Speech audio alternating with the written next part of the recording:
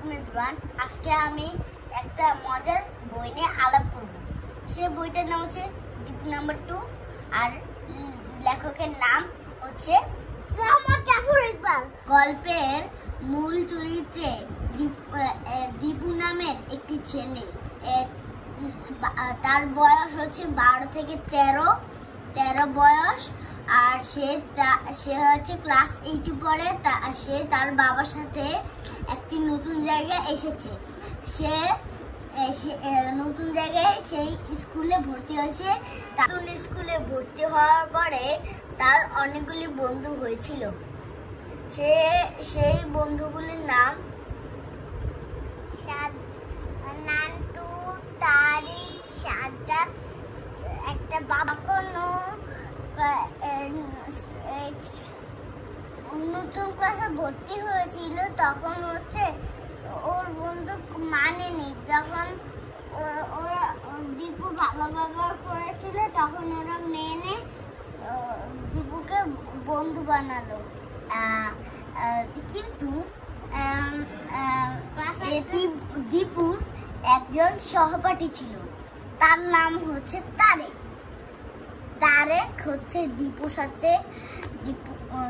সাথে এই বন্ধুত্ব মানতে চায়। এবার কি হলো, ওদের ক্লাস 10-এর সাথে হচ্ছে ফুটবল ম্যাচ খেলা হবে। সেই ফুটবল ম্যাচে হচ্ছে তারেক হচ্ছে ক্যাপ্টেন হতে চেয়েছিল। বন্ধুরা হচ্ছে মনে মনে ভাবছিল যে দীপুই ক্যাপ্টেন হোক, কিন্তু তারেকের ভয় কেউই কিছুই বলতে পারলো না। যে ক্লাস 10-এর সাথে ওই ফুটবল ম্যাচ খেলা হবে, সেই জন্য দীপু বলেছিল যে আমি ক্যাপ্টেন হব। কিন্তু এই তারেক বলে যে না, আমি ক্যাপ্টেন হব, তুমি ক্যাপ্টেন হইও না। তারপর সে মানলই না। তারপর হচ্ছে একদিন তারেক একা পেয়ে অনেক মারলো। সে মারার পর স্যারকে যদি সে বলে দেয় তাহলে স্যারও হচ্ছে তারেক অনেক পিটাবে। এজন্য আর কাউকে সে বিচার করলো না। তারপর হচ্ছে তারেক হচ্ছে দীপুর প্রতি একটু মায়া হলো। তারপর তারেক আর দীপুর মধ্যে বন্ধুত্ব হয়ে গেল। তারপর হচ্ছে এই তারিখ হচ্ছে দীপুকে একটা গিফট দিল। সেই গিফটের নাম হচ্ছে কালা চিতা। ভাইয়া, তুমি কি জানো দীপু তারিক দীপুকে কালা চিতাটা কোথা থেকে দিল? যে দিয়েছে হচ্ছে একটা কালা পাহাড় থেকে। সে ওই জঙ্গল থেকে নিয়ে এসে দীপুকে দিয়েছে। দীপু একদিন হচ্ছে তারেকের বাসায় যেতে চেয়েছিল, কিন্তু তারেকের বাসা কেউ চিনে না। তারপরে হচ্ছে দীপু হাঁটতে একবার সেই জঙ্গলে চলে গেল। তারপরে জঙ্গলে একবার দূরে তারপরে তার বাড়ি খুঁজে পেল। আর তার মা হচ্ছে মানসিক রোগী।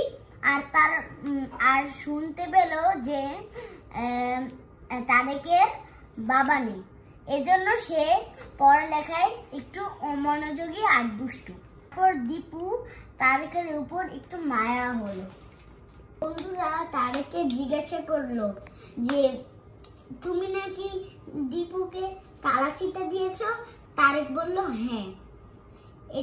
এটা সবাই জেনে গেল। তারপর হচ্ছে তারা সেই কালা পাহাড়ে গেল। তারা যখন রাতের বেলা কালো পাহাড়ে গেল তখন ওরা ওইখানে দেখলো যে অনেকগুলি স্মাগলার ওইখানে চুরি করছে। তারা হচ্ছে ওই স্মাগলারদেরকে ধরার জন্য একটা বুদ্ধি করলো। তারা হচ্ছে তাদের সব জামা দিয়ে একটা দড়ি বানালো। ওইখানে একজন সিকিউরিটি গার্ড ছিল, তার গানটা নিতে চেয়েছিল। তারপরে হচ্ছে এই উইটাকে ধরে ফেললো। আর গানটাও নিয়ে নিল।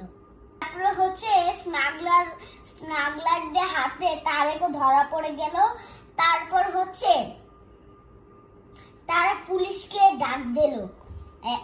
মিঠু না হয়তো নান্টু না মিঠু হচ্ছে পুলিশকে ডাকতে গেল, আর পুলিশকে ডেকে এলে ভোর হয়ে গেল। তারপর হচ্ছে স্মাগলাররা ধরা পড়ে গেল। তারপরে হচ্ছে তারেক বেঁচে গেল। সরকারের জন্য তারেককে 5,000 টাকা দিল। তারপর সে হচ্ছে তার মাকে ডাক্তার নিয়ে গেল। তারপর এখানে চিকিৎসা করে তার মা ঠিক হয়ে গেল। আমার এই বইটা পড়তে 20 দিনের মতন সময় লেগেছিল। আমার ভাইয়া যখন বলেছিল তখন আমিও সাথে সাথে গল্পগুলি শুনেছিলাম। আল্লাহ পরে ফু দিয়ে দিল। জঙ্গল থেকে ওরা সাবধানে বের হয়ে এলো। মিঠু চলে গেল লোকটার সামনে দিয়ে, অন্যেরা পেছনে। তারপর খুব আস্তে আস্তে লোকটাকে ঘিরে ওরা এগিয়ে আসতে থাকে। দীপুর শুধু ভয় হচ্ছিল মিঠু না আবার বেশি আগে শিয়ালের ডাক দিয়ে দেয়। ওকে অবশ্যই বলে দেওয়া হয়েছে একটু পরে হলে ক্ষতি আগে যেন না দেয়। সবাই লোকটার হাত দুয়েকের ভেতর পৌঁছে যাবার পর থামলো। দীপু মাথা তুলে দেখলো সবাই এসে গেছে। আজকে এ পর্যন্ত। অর্ক চলো আমরা আল্লাহ হাফেজ বলি। আজকে বন্ধুরা এই পর্যন্তই। আল্লাহ হাফেজ।